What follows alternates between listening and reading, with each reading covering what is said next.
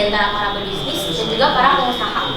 Belakangan ini kita juga menyadari bahwa perekonomian kita ini sedang berada pada titik bahaya. Lalu sebenarnya apa yang menyebabkan hal tersebut?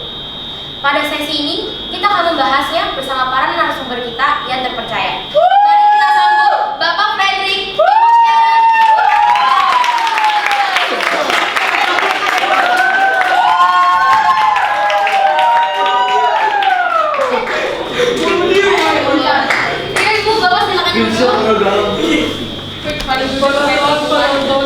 Ya, jadi mari kita mulai. Seperti kita ketahui, di zaman milenial ini globalisasi itu bukanlah sebuah kata asing lagi di telinga kita, bukan? Nah, mungkin di dalam dunia ekonomi kita mengenalnya dengan istilah persaingan bebas. Persaingan bebas sendiri ini menurut KBBI itu merupakan suatu usaha untuk menunjukkan keunggulan masing-masing tanpa adanya sesuatu yang menghambat. Jadi maksudnya persaingan ini tuh tidak ada yang menghambat. Mau persaingan ini dilakukan secara sehat atau tidak sehat, yang penting tujuannya itu hanya satu, yaitu mencapai suatu keunggulan. Nah, sama halnya seperti perlombaan, persaingan bebas ini itu juga tentunya ada pihak yang kalah dan juga ada pihak yang menang. Kalau misalkan pihak yang menang ini, berarti dia akan mendapatkan kesempatan untuk memonopoli pasar, sementara pihak yang kalah hanya akan menjadi penonton yang tertindas. Oleh karena itu, timbullah namanya kesenjangan sosial yang diakibatkan karena adanya ketimpangan distribusi pendapatan. Selain kesenjangan sosial, pertumbuhan ekonomi juga dapat menurun apabila tidak mampu bersaing. Namun selain itu, persaingan bebas ini juga dapat meningkatkan kuantitas dan juga kualitas barang yang produksi yang ada di Indonesia, dan juga cenderung untuk mengurangi hambatan dalam perdagangan. Nah, kira-kira menurut Bapak Fredrik, bagaimana cara mengatasinya? Kita sekarang di Indonesia masih banyak yang belum sekolah, jadi kita harus tingkatin biar kita bisa mengatasi persaingan bebas tersebut. Baru kita juga harus meningkatkan infrastruktur kita. Kita misalnya kalau kita pengen meningkatkan sumber daya manusia kita, tapi kalau infrastruktur kita tidak memadai, sama saja. Baru kita juga harus memiliki jiwa kompetensi. Jadi kita tuh harus dapat mengejar apa yang sudah di luar dari persaingan bebas yang sudah di luar. Baru kita juga sudah harus mengevaluasi apa kekuatan kita dan apa kelemahan kita. Kita juga harus meningkatkan kuantitas dan kualitas yang kita produksi. Ya, baik, terima kasih. Ancaman ekonomi di Indonesia itu bukan hanya persaingan bebas, betul kan Pak? Nah, selain persaingan bebas itu, kita juga mengenal adanya perdagangan bebas. Nah, menurut Bapak itu seperti apa sih perdagangan bebas dan apa saja dampaknya? Nah, perdagangan bebas itu jadi perdagangan yang dari luar negeri itu, jadi kita tidak ada batas-batas lagi, jadi kita bebas untuk berdagang. Nah, dampaknya tuh ada dampak negatifnya. Nah, salah satunya itu dampak negatifnya itu Indonesia itu kalah persaingan dengan yang luar-luar. Kan otomatis kita banyak yang beli barang-barang luar negeri. Soalnya pasti ada syarat-syaratnya, pasti katanya lebih keren gitu kan, lebih keren. Nah, baru ada juga adanya ketergantungan. Kita bergantung dengan produk luar negeri, soalnya katanya lebih bisa diandalkan, dan kita juga bisa adanya sifat konsumerisme. Jadi kita tuh hanya membeli dari mereka, tapi kita tidak membuat sesuatu yang baru. Nah, ada juga dampak positifnya. Nah, dampak positifnya itu dapat memberikan pendapatan tambahan bagi Indonesia. Soalnya yang dari luar mau masuk ke Indonesia itu barang-barangnya pasti nyetor uang ke Indonesia. Sama satu lagi itu kebutuhan tambahan dari impor akan mudah dipenuhi. Jadi kita kayaknya padi gitu, misalnya kita kurang, kita harus impor dari luar negeri sehingga bisa tercukupi di Indonesia. Ya, baik, terima kasih Bapak Fredrik atas penjelasannya. Nah, sebenarnya persaingan bebas dan perdagangan bebas itu menimbulkan sebuah ancaman baru, di mana perekonomian kita itu dikuasai oleh pihak asing. Nah, terkait masalah ini, bagaimana penjelasannya menurut Ibu Sharon? Ya, jadi perekonomian kita yang mulai dikuasai oleh pihak asing ini sebenarnya disebabkan oleh adanya globalisasi ekonomi. Apa sih globalisasi ekonomi? Jadi ini globalisasi ekonomi di mana kondisi kita, kondisi ekonomi lebih terbuka dan global sehingga kita tidak memiliki lagi namanya batasan teritorial.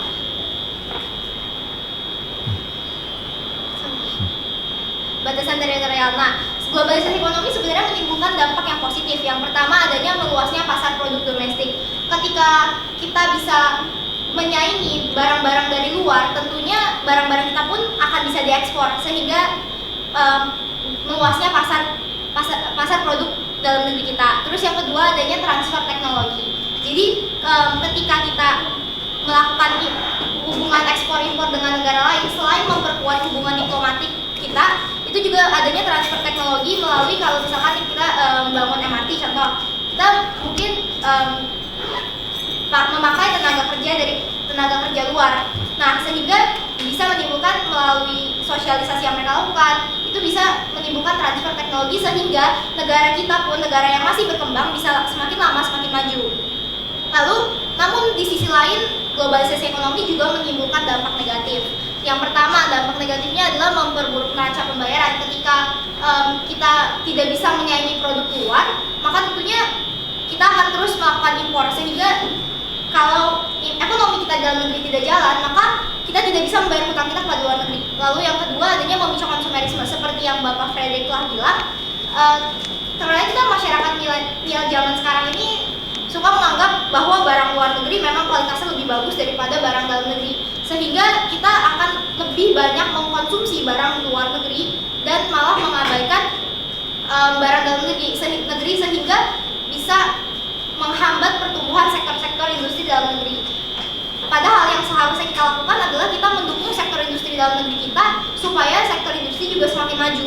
Lalu yang ketiga, masuknya tenaga kerja asing ini dapat mendominasi tenaga kerja lokal. Siapa sih di sini yang nggak mau kuliah di luar negeri? Semua orang menganggap bahwa universitas luar negeri adalah universitas yang sangat baik. Namun hal ini menyebabkan terkadang pandangan orang-orang menganggap universitas dalam negeri sebelah mata. Mereka menganggap bahwa universitas dalam negeri tidak ada nilainya dibanding universitas luar negeri.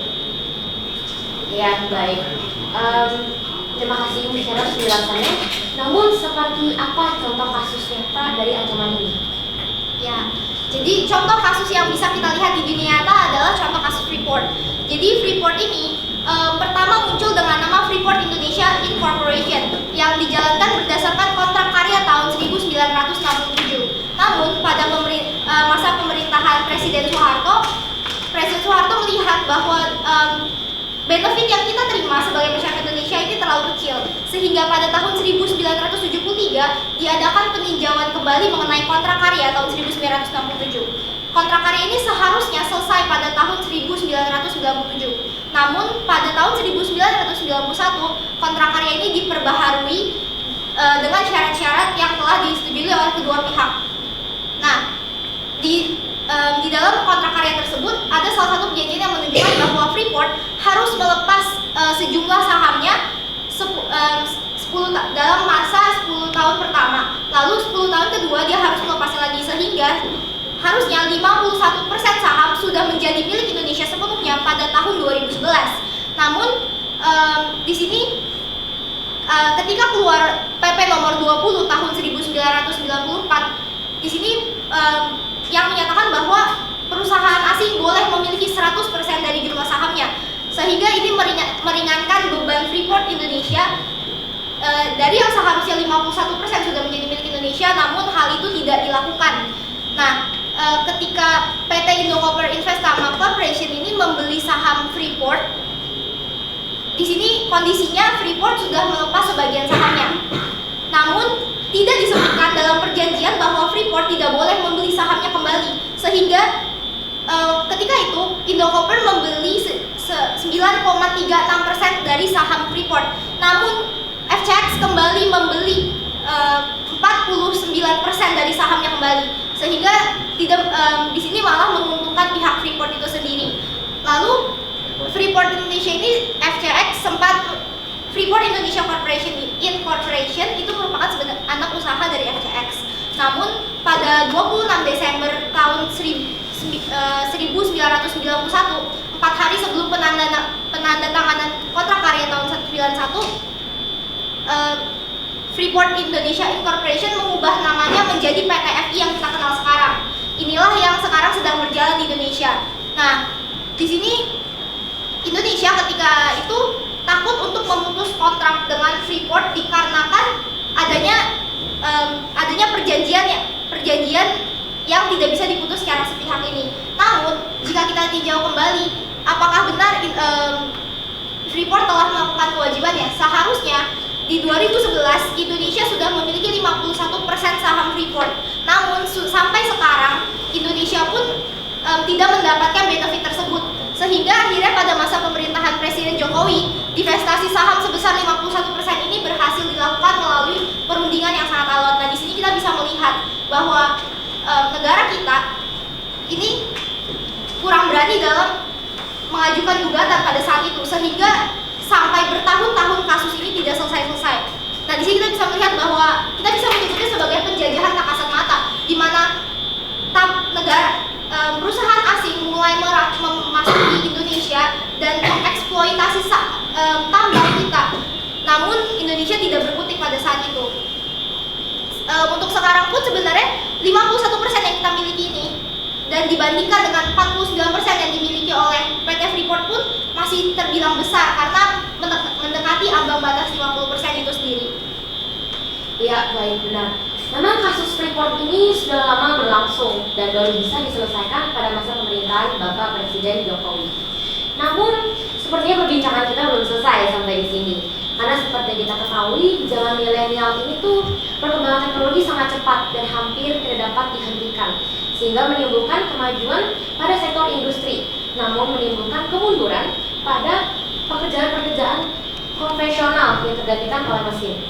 Nah, baik, Ibu Vanessa, menurut Ibu terkait hal ini bagaimana? Indonesia kan ada banyak ancaman ekonomi di bidang sektor industri. Nah, sektor-sektor ekonomi industri ini itu kayak yang diberikan subsidi itu semakin lama semakin berkurang. Nah, dan itu membuat koperasi itu semakin lama semakin sulit untuk berkembang. Dan penyerapan pola tenaga kerja, pola padat karya itu semakin lama semakin ditinggalkan, sehingga pengangguran dan kemiskinan susah untuk dikendalikan.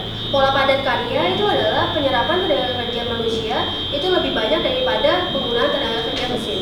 Nah, subsidi, dibilang di sini subsidi itu adalah bentuk keuangan yang diberikan pemerintah kepada sektor industri atau ekonomi untuk mencegah adanya kegagalan industri atau bisa dibilang sebagai kebangkrutan.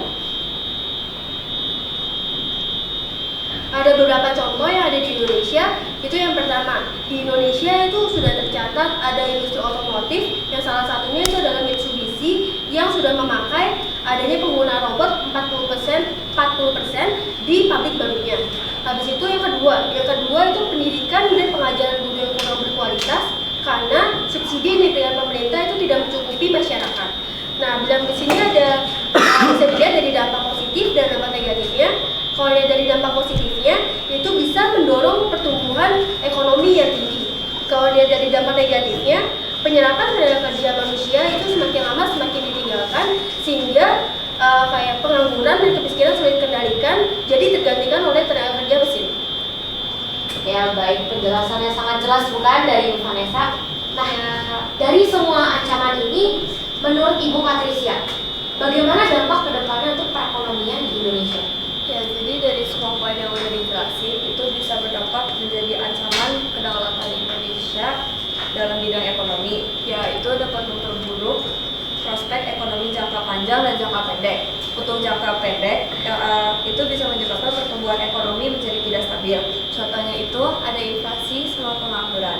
Untuk yang jangka panjang itu bisa mengurangi lajunya pertumbuhan ekonomi. Contohnya itu ada pendapatan nasional akan semakin lambat pertumbuhannya, kesempatan bekerja akan semakin berkurang, masalah pengangguran semakin buruk atau tidak bisa diatasi. Berarti kita harus berhati-hati ya dalam memulai atau menjalankan bisnis setelah mengetahui dampak tersebut.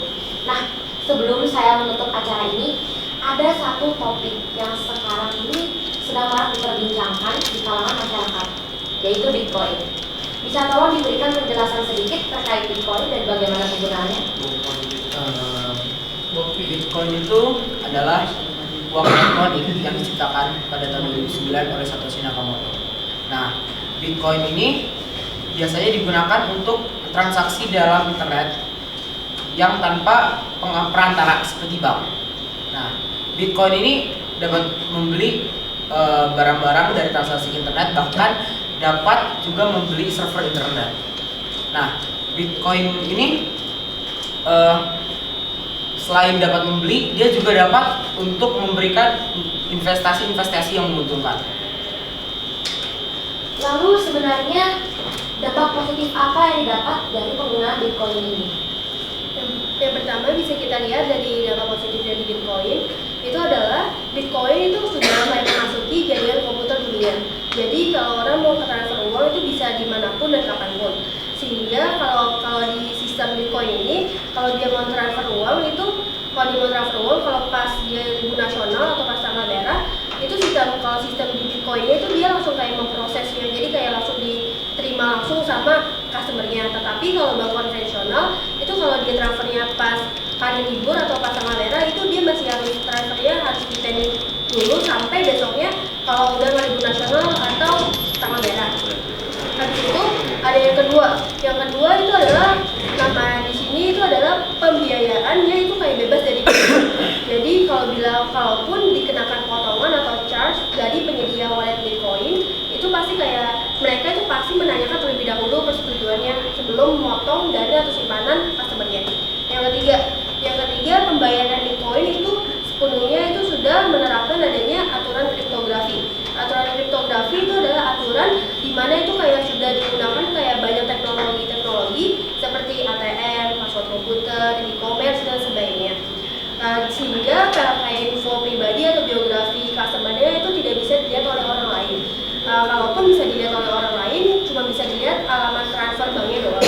Sehingga kayak orang customer-nya itu terhindar dari adanya pemalsuan atau kebohongan uang yang lainnya.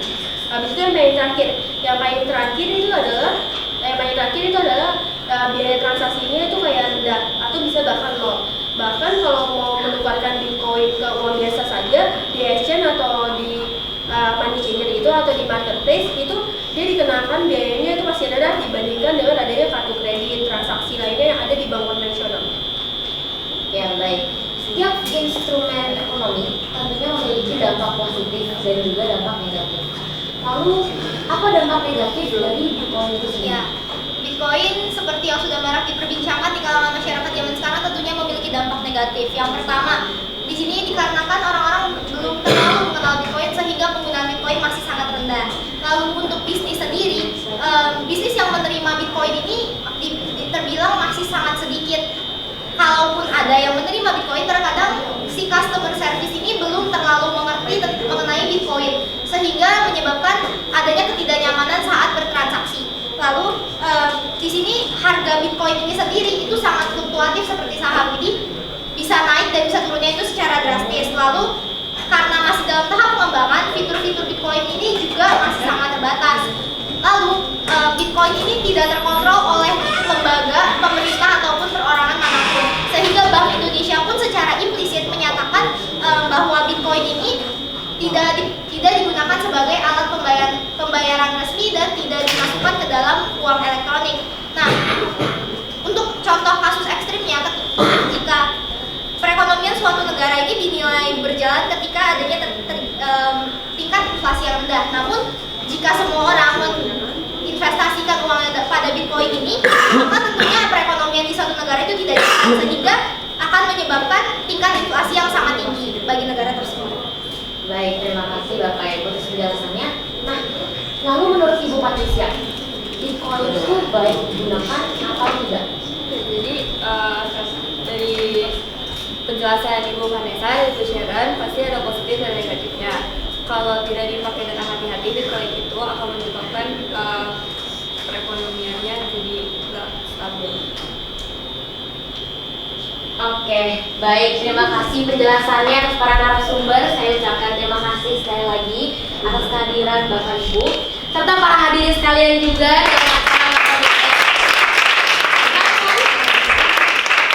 Setiap pertemuan pasti ada perpisahan. Seperti pepatah, perpisahan bukanlah sebuah akhir. kisah baru. Saya Isabella Michelle mengundurkan diri dari hadapan para hadirin sekalian. Sampai bertemu di mata beres selanjutnya.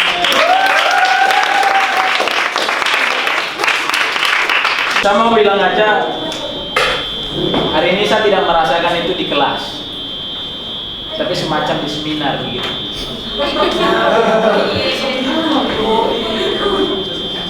Atau ini saya merasa apa ya? Sudah ya? Ini talk show. Bukan.